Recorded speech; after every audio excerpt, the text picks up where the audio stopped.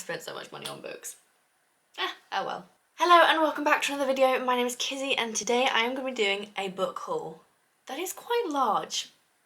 I have bought a lot of books within the last few weeks, not gonna lie. Last 2 weeks pretty much is what most of these books are from, which is quite ridiculous. But I have 28 books, almost 30 books to share with you, and I've split them up into categories. So we have some YA, some classic, like kind of nice editions of classics, some adult fantasy, retellings of like fairy tales. I have one kids book, I have one sci-fi, crazy I know, one non-fiction, a couple of just like general fiction, I suppose they'd be in like the A to Z fiction section in the bookstore, and one kind of Greek classic thing. So I'm gonna go through them by like kind of piles and gonna have a book haul.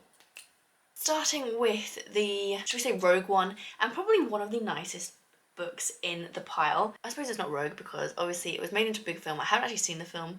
I have pretty much no interest in reading this book, but it was beautiful and it literally sold through so quickly. Like the Waterstones had to do like a reprint like pretty much almost immediately, and it was the last one in the store, so I had to get it. It is the special sprayed editions of Dune.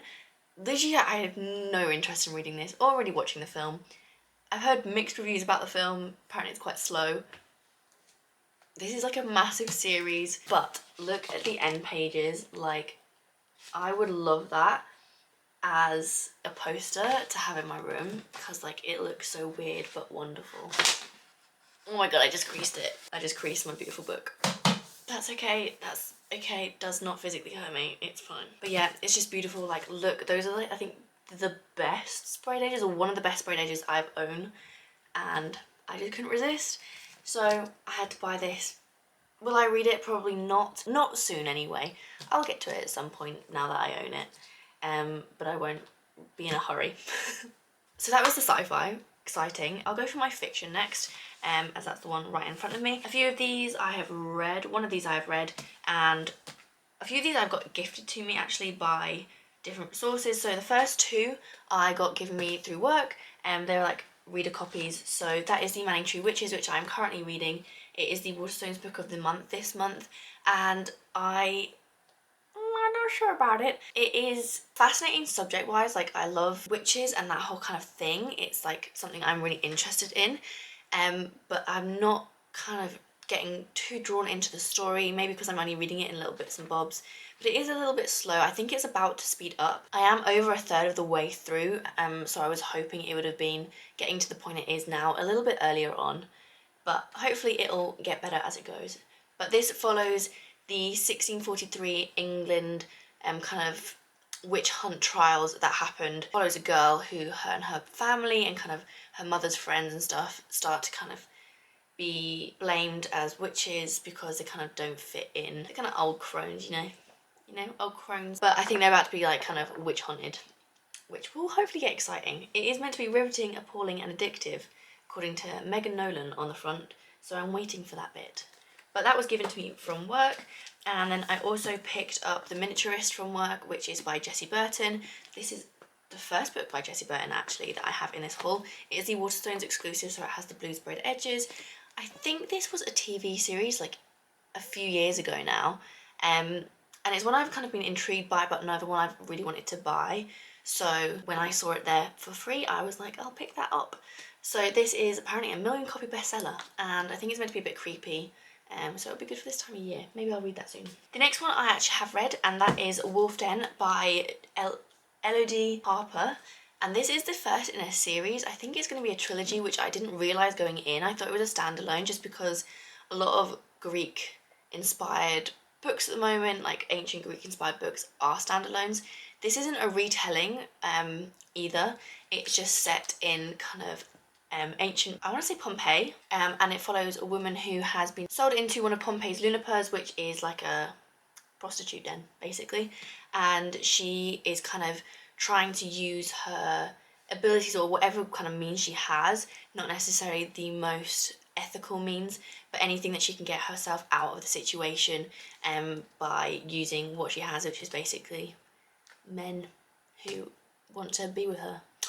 and she kind of does that way. So I'm very intrigued to read the next book in the series. I did really enjoy this book and I want to see where it goes because it did end. I think the ending shocked me because I thought it would all be wrapped up. It wasn't. It definitely is setting up for the next book. So I'm very excited to see where this goes and hopefully that will be out next year, 2022, I think. So yes, the next book is one that was given to me by a girl at work because she didn't actually like the book, but I would kind of like to read it and see for myself. She had a lot of negative things to say about it, but the cover is also beautiful and I kind of just wanted to own the hardback as well. So this is The Betrayals by Bridget Collins. This is her second book. The first one was The Binding, which was very popular, and my mum loved that book, so I maybe would like to, I don't know. I think it's dark academia, this book, from what the blurb sounds like. It's about a student and they get kind of into stuff, basically. So I haven't read much dark academia, but it's a genre I would like to delve into a little bit more, so I might start here. And the next book is one that I picked up just because I saw it in a shop once and it seemed interesting to me. I think it's historical fiction, and it's based loosely on a true story about a ship that was sent over to Australia filled with kind of women who were, I think, like prisoners, and they were sent over to Australia as kind of exiles in 1841.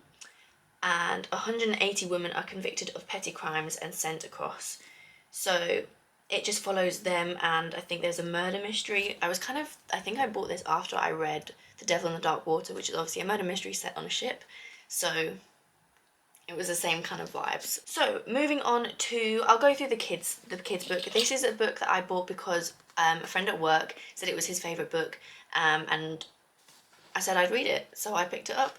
And it is The Book of Lost Things by John Connolly. I don't really know what it's about. I'll find out because I will read it soon, hopefully. So from the blurb, it's about a little boy whose mum has passed away, and he kind of finds comfort in the books and stories that his mum used to love, and I think they maybe become real, or something magical happens. I think it is fantasy, so I'm assuming something magical happens with them. Probably completely butchered that as a thing, but yeah, maybe it's a portal fantasy, I don't know. So I'll go through my classics that I bought because they are beautiful. If you watched my TBR, one of them is on that, and that is Wuthering Heights. It is the Penguin English Clothbound edition. It's beautiful, it's a stop already, and they're actually quite nice to read from. Like, they're quite thick pages, and like, they're a good sized hardback. Like, they're not in your face massive, like you're hard to hold. But Wuthering Heights, obviously a classic. And then I also got The Jungle Book by Rudyard Kipling, and this because The Jungle Book always makes me think of my granddad because he loves Blue, and when I was younger he used to do the Blue dance from The Jungle Book, the Disney film, but I've never actually read the original story, which I would like to, so I just saw it on the shelf and I thought, you know what, it's a pretty edition, it looks nice. I'm trying to grow my English classics cloth-bound editions, so I thought I'd add this one to the list or the shelf. Even though I don't actually have any shelves at the moment. I just have piles and piles of books in the corner of my room. The next couple books I bought are also within the same kind of collection, and they are the Russian vintage collection, classic collection editions, whatever, I don't know. But I've got the other two, so I finally have the rest of them. There are 6 in the thing. The other one is Anna Karenina and Dr. Zhivago, I think. The first one that I actually bought recently is The Master and Margarita. This is by Mikhail Bulgakov. I'm probably butchering that, terribly sorry. I already own a copy of this. I own it in the Deluxe Penguin edition, which is beautiful as well, but I wanted the whole set, so I did repurchase this. And I would actually like to read it. I don't have it up with me in this house, so maybe I'll read it in this edition instead. It is very trippy and weird. I've read the first like couple pages. Very weird book. I need to probably focus on it, so I haven't continued with it. The next is Crime and Punishment by Fyodor Dostoevsky. As they're classical authors, I really should know the pronunciations of these authors, so I'm terribly sorry for butchering those. But this, again, I have no idea, but it's a classic. It's Crime and Punishment. Everyone knows Crime and Punishment, but I actually have no idea what it is about. So it will be interesting to actually read it and find out. And I kind of don't want to know. I like going into classics not really knowing, I suppose, because it makes them more fun. Then one that I'm actually not too familiar about is Life and Fate by Vasily Grossman. Again, not a clue what this is about, but I just bought it because that's what I do most of the time. It was completed in 1960. It is a masterpiece that was smuggled into the West and published in 1980. So the 20th century version of the 20th Century War and Peace. It is a broad portrait of an age and a searing vision of Stalinist Russia. And then obviously we have another Leo Tolstoy. This is War and Peace. This big boy is freaking massive, like it's huge. The pages are not even that thick, and it is over 1,000 pages long. They're all notes. Yeah, but it's still over 1,000 pages long. It's huge. So I might try and like make it my goal in 2022. I think I did the same with Anna Karenina, I still haven't read it, but to actually like read a chunk of this every month, and maybe by 2030 I'll have finished it. But it is another beautiful, I think this is maybe one of my favourite covers. This and Anna Karenina I think are my two favourite ones. But it's lovely. A lovely bunch of books, and I'm glad I have them. So next I will go through my kind of odd bits and bobs. I have a non-fiction which is 50 Words for Snow. I talked about this in my TBR. It is a collection of 50 words for snow told in 50 different languages, and kind of the sources and folklore and kind of stories behind why they are named that name in that language. And I think it would just be a really nice little lovely book, but I got that for free as well from work as well. And then the other bits, like odd one I have, is If Not Winter, Fragments of Sappho by Anne Carson, or translated by Anne Carson and kind of compiled in this. It kind of looks like blockout poetry. So you have the original Greek and then her translation on the other side, but she's left blanks for where there would have been more poetry. So only one of Sappho's poems survived. The rest are all kind of like found in fragments and broken bits, like where pages have like not lasted the time that they were written. So it doesn't make a whole lot of sense really, but the way she's translated it, if you kind of like translate it and like condense it down, obviously, it's kind of like left you room to imagine what the rest of the poem would be, I think. But I think it's just an interesting way of translating something that's not complete, and I'm very interested to read it. So like some pages you literally just have a few lines. So yeah, I would love to read that, and I bought that one. So then we have, I'll do my YA fantasy now. The first one I have is beautiful. Continuing on with the Greek theme, we have Anne Jessie Burton actually, so the author of The Miniaturist. We have Medusa, which is the girl behind the myth, an illustrated story of Medusa. I am about 70 pages in and I'm loving it so far. I'll show you my favourite illustration that I have found. So these are kind of the illustrations that we have throughout the book. It is beautifully done, and it's quite nice to read, like the pages and stuff are nice to read from. It's kind of like if you read the Harry Potter illustrated editions, it's that kind of feel and presentation throughout. I think they might have copied like the kind of layouts and ideas across, so I'm loving it, and I think it's actually going to be a really great story. I'm very intrigued to see where it goes, and I want to read a lot more of it. It's only 200 pages as well, I think, so it's quite a nice little neat one to read if you need to bump up your Goodreads target before the end of the year. So the next book I have is one of my most anticipated releases of the year. It is the second book in a series, and that is A Palm of Storms and Silence by Roseanne A. Brown. This is the second book in the Race and Ruin, I always say Race and it's Race, Race and Ruin, which is one of my favourite YA fantasies that I read recently. Like, I found it quite difficult to find YA books recently that I've enjoyed as much as I have that one, or as much as I used to when I was more in that kind of age range. But I really loved that one, and I pre-ordered this one and it arrived, and I can't wait to get to it. It's gonna be so exciting. So I'm very excited to get to this one, and I would very much recommend A Song of Wrath and Ruin, Race and Ruin, if you have not read it yet. The next book I have is one that's very much anticipated on BookTube. I don't think I'll talk about it much, but it is Serpent and Dove. I don't know why I decided to randomly pick this up. I think I was thinking if I had a book that, or a time where I wasn't really feeling a heavy book or a heavy fantasy, I'd pick this one up, because I don't really have that as an option at the moment on my bookshelf. Like, I don't really have very many of those. I don't really buy very many of those. So I just decided randomly to pick this up. And there we go.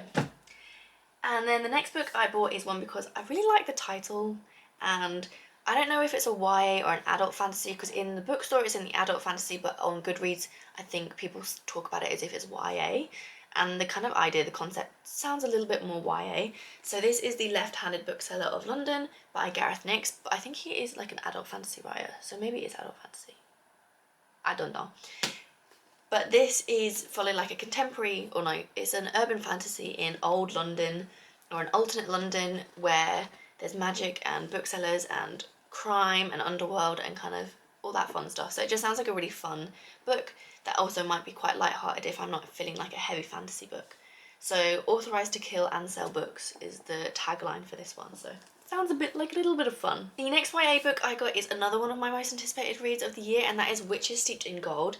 This is meant to be really good, so I have high expectations for this, and I love the cover. Like, I love a bit of gold, and then just like the cover art of like people I think has really come far since the days of like Sarah J Maas, for example, because this is just, it's so good. Okay, so my battery actually ran out there, and also there was people in the kind of alleyway bit. It's like a bar next door, and they were talking really loudly, so I had to stop for a little bit. So if the angle's all weird now, I'm sorry.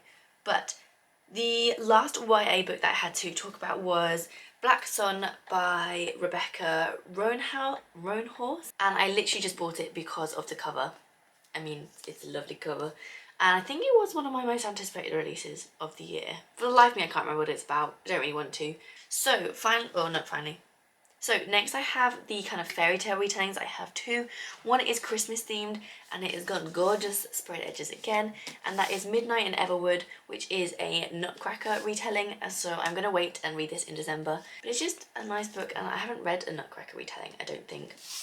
So I would like to do that, and I just had to get it because of the sprayed edges. You know me, sprayed edges.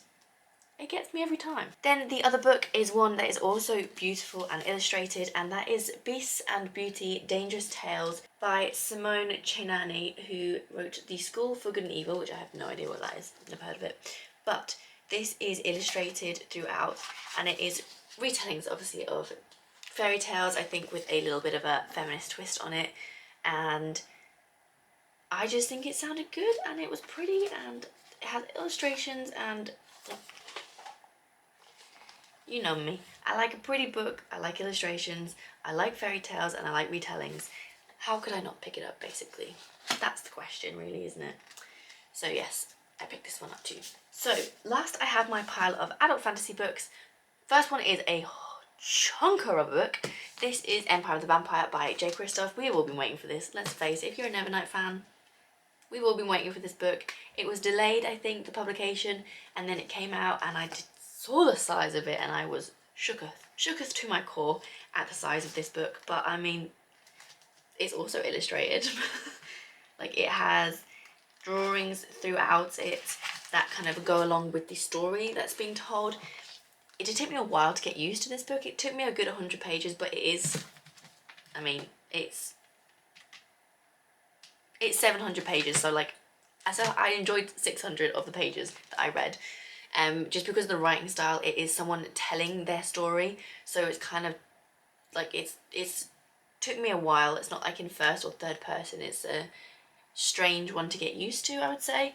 But I did really enjoy it, and I'll talk about it more probably in another video where I talk about more of my recent reads that I read. So yes, thoroughly enjoyed it. It's massive. If I get broken into, this is the book that I'll be reaching for. The next book is one that I saw someone from work buy the second book in the series, and even though she hadn't read the first book in the series, the second book in the series looked really good, so I decided to go and buy the first book in the series, and that is Ashes of the Sun by Django Wexler. Probably said that wrong, but I, again, don't know what this is about, but I think the cover looks really cool. Like, there's an assassin person looking on the front. Love a good assassin. I think it just looks cool, and there's orders and plague spawn outbreaks, brothers and sisters, thieves, bandits, revolutions. I like all that stuff in books, so I'm excited about this one. I've not heard or seen anyone read it, so I don't really know much about it or whether or not it's actually very good.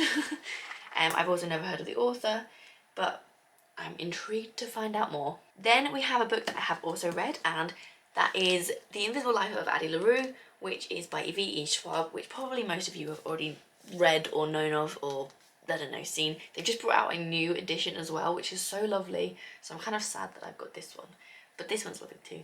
I don't think I will purchase it in the new edition because I didn't love it as much. I think the ending for me was just like really abrupt and kind of unsatisfying because of the whole build-up of the book throughout the most of the I don't know, it just seemed a bit kind of underwhelming for me. But I did enjoy this. I'm not a huge fan of V. Schwab, sacrilege I know, but this was the most enjoyable book that I read of her. It was a bit of a dive into the unknown.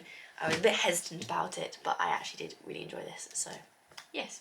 Then the second to last book that I have, the penultimate book, is The Blade Itself by Jo Abercrombie. I think this is a grimdark fantasy. I just heard really good things about it. It's a series I want to start. I thought, why not pick it up? So I did. And then the last book I have is The Eye of the World by Robert Jordan. This was one I was meant to read with a bunch of people from work. It didn't happen. We all got a couple hundred pages in and then stopped.